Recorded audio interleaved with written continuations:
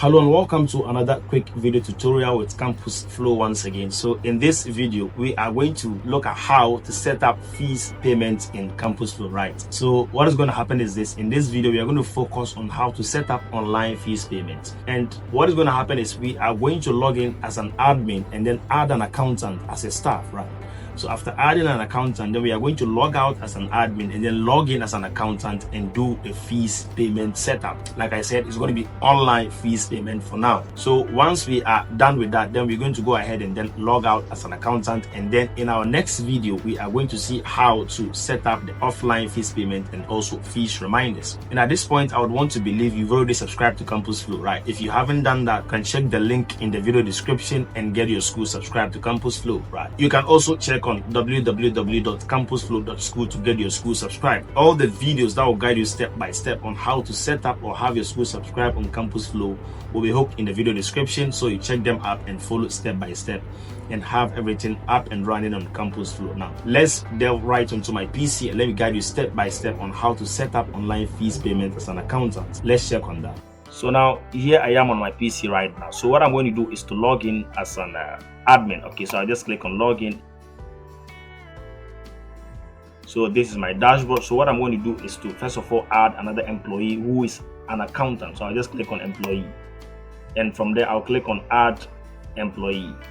So what is going to happen is I'm going to choose the role of the employee from here, and then the date the employee is joining. So I'll just assume today's date. So designation is what, an accountant, and then department, let's say accounting. So the qualification, I'm just going to enter some qualification, like let's say degree, okay, and then experience details, maybe degree in accounting, okay, whatever. So and then total experience, let's say 5 years. There you go. So now the name, let's say James Mensah, and then the gender is a male. Then the religion, let's say Islam. Then blood group A+. Date of birth, then you choose the date of birth. Then the mobile number, let me do this. Perfect. Then the email address, and then the address. Let me just use that as a permanent address once again. So copy that and paste here, and there we go. So profile picture, and then the login details. So with the social media links, you can just go ahead and skip that, and then the bank details as well, you can go ahead and skip that. Okay, so once you are done with that, just go ahead and click on save.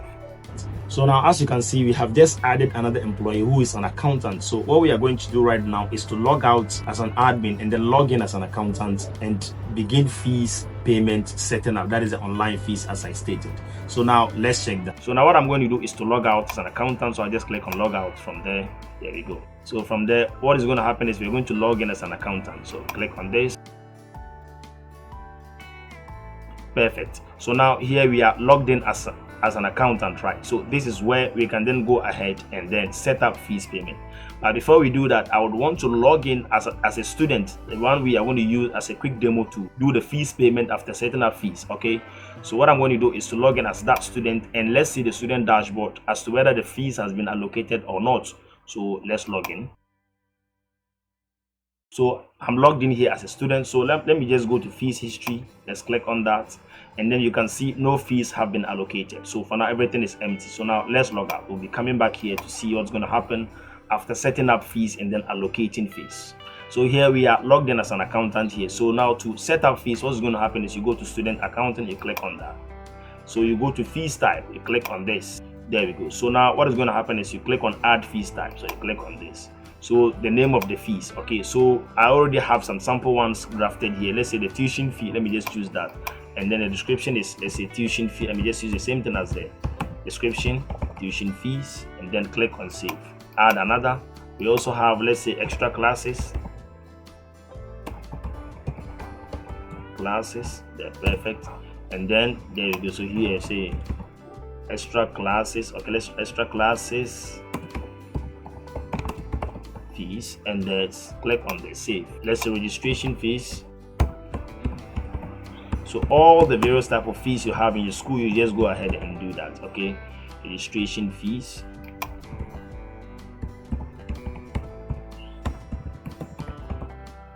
registration fees, click on save. Maybe exam fees,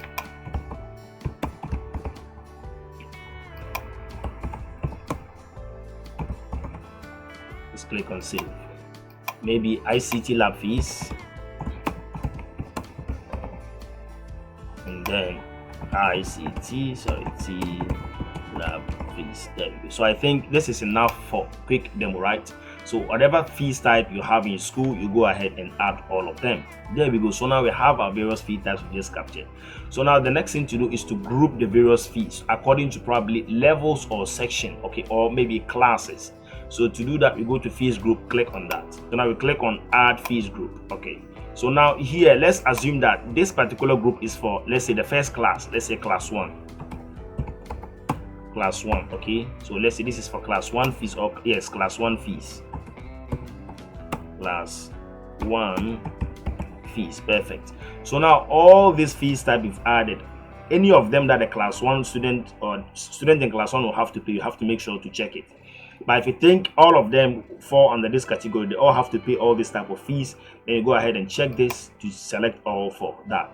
And now you need to set up due date. When is the fee supposed to, the payment of the fees supposed to, let's say, end? Okay, so you set that from here.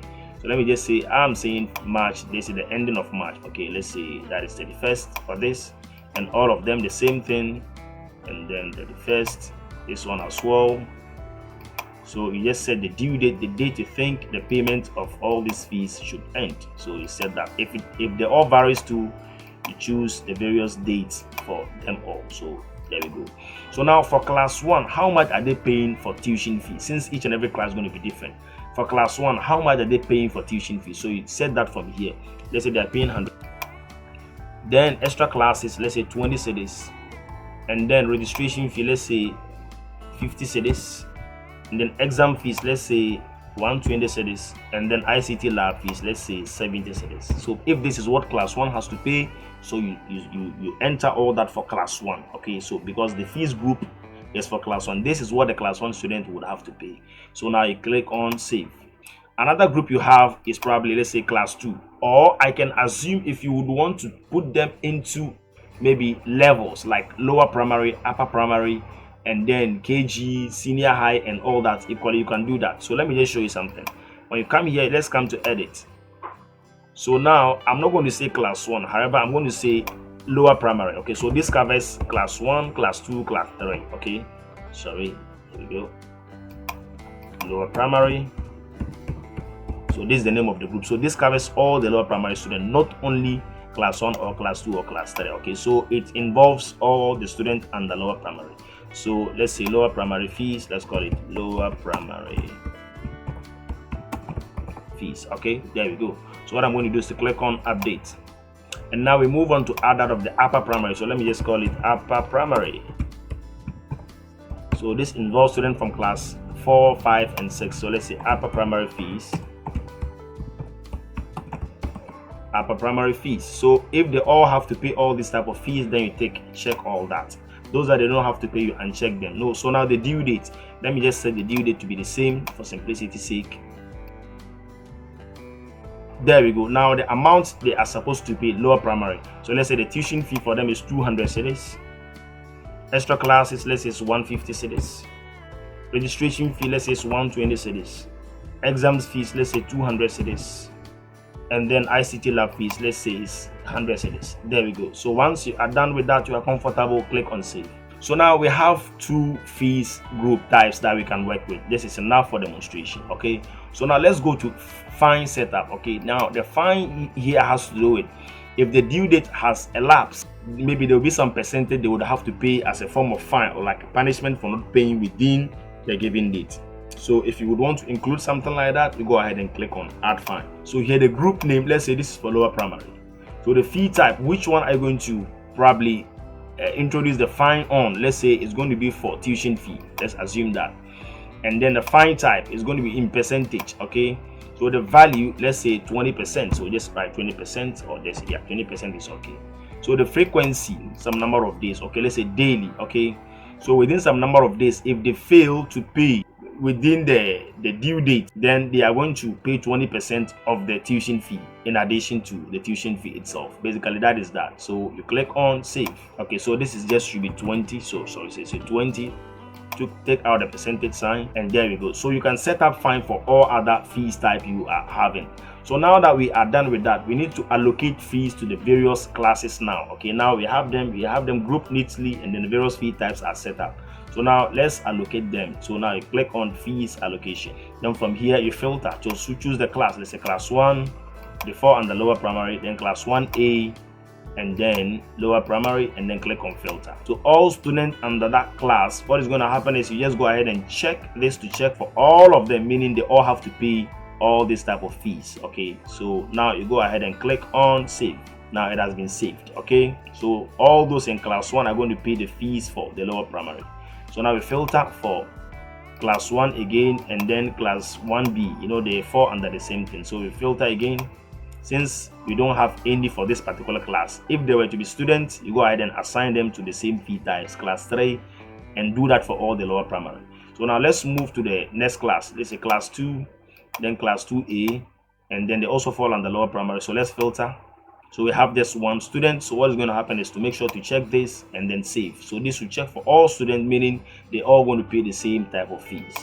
So now let's look at fees, pay, and then invoice. Let's click on that. And then let's filter for class. Let's say class 1, and then section class 1A, and then filter. So you can see that it has now been assigned for all students in class 1, and for now it's saying unpaid. Okay, so you can go ahead and collect fees from here. That is if you would want to collect it in the office, okay, or something like you would want to collect it within the school environment, you can do that. You can just locate the student's name, click on collect. So once you click on collect, what is going to happen is you can just come here and click on collect fees, and then the fees type, which one are you collecting? Let's say tuition fees. Then the date, and then the amount is already given out. Then the discount, there is no discount for that, there is no fine for that, since he's going to pay within the duration. So payments method, okay, so we're going to say, let's say let's say pay stack is here, which is what I've already integrated, because we are working with online fees payment. So whichever we integrate for your school, that is what your school is going to use for the payment, right? So you give any remarks you would want to give from here. Okay, so let's say payment of tuition fees, okay, or let's say payments made for tuition fees. There we go. So now when you check this will send SMS notification to the parent or the guardian after what? Let's say after the payment. So you click on fee payment. So now it is showing that the payment has been made. Okay, so you can see that from here it says what? Tuition fee has been paid by that student. I didn't want us to do this, but I'm just showing you how you can take that within the school environment. That is if you would want to take in cash or something like that. So it shows that payment has been made. Okay, so now let's log out here and then log in as a student, and then see how the student can make payment, right? So let's do that. So let's log out as an accountant. So I'm going to use the desktop app to log in as a student. So I'll click on this and then click on login. So let's go to fees history, and then you can see that it is showing that the tuition fee has been paid, which we've already shown at the other side of that is accountant dashboard, right?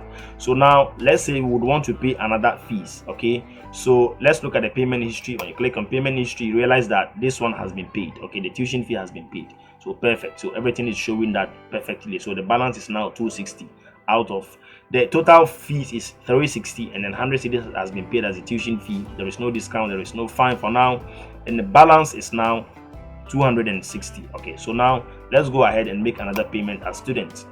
So the payment type, let's say now we want to pay the registration fee, or let's say the exam fees. There is no fine. The payments method, I'm going to say let's say pay stack. And then, like I said, in our next lesson, in our next video, we're going to see how we can set up offline fees payment. So I'll just click on pay now. So this will navigate you to pay stack dashboard. So from here, you enter the phone number, and then the service provider, which is MT, and then click on confirm. If you want to pay using the card, okay, so either MasterCard, Visa card, whichever, you go ahead and choose that. Else you go ahead and choose mobile money, and then confirm the payment. Click on confirm payment. So from here you just proceed on your mobile device, enter your PIN and confirm payment. So once you're done, just click on I've completed the payment. and then you have this success message showing that payment has been completed. So here you can see that the exam fees too has also just been paid. So it's showing that exam fees has been paid. Now if you navigate to payment history, you realize that exam fees too has been paid. Now if you look at the balance, it's now left with what? 140, because exam fee has been paid, that is 220. Okay, so basically that is that. So now what is going to happen is, let's log out as a student from here. So now this brings us to the end on how to set up fees payment as an accountant, and how to also collect fees as an accountant, and also how to make fees payments, online fees payment as a student, right? So that is that. By following this step-by-step video guide, you should be able to integrate that or set up that on your system, that is the CampusFlow, right? So like I said, if you haven't subscribed to CampusFlow, just check the link in the video description to have your school subscribed. You can also visit www.campusflow.school to have your school subscribed, right? So basically all the videos that will guide you step by step on how to do that will be linked in the video description, so you check that and have things up and running. We also have the free trial, okay, so you can just check the free trial and try the system in your own way, and if you feel comfortable, you go ahead and then subscribe your school. So basically that is that. In our next video, we're going to look at how to set up offline fees payment, and then how to make offline fees payment as well. Thank you so much for watching, and then see you in the next video. Bye.